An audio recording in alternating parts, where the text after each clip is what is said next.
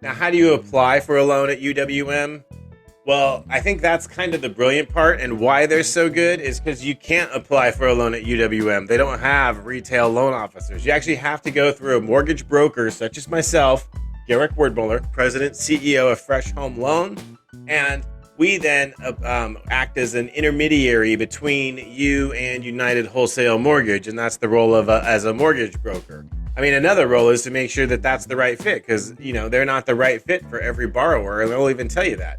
And so another role of the broker, just as a side note, is for me to find the right place for you to have the best experience possible when you're obtaining your mortgage financing. So that being said, you apply for a loan.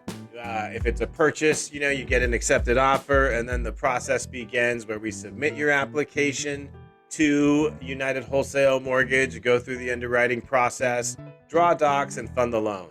And another reason they are so popular is because the ease of using their system is like no other lender out there, and it's not uncommon for us to get clear to close within 5 days on many files with United Wholesale Mortgage. So really awesome stuff.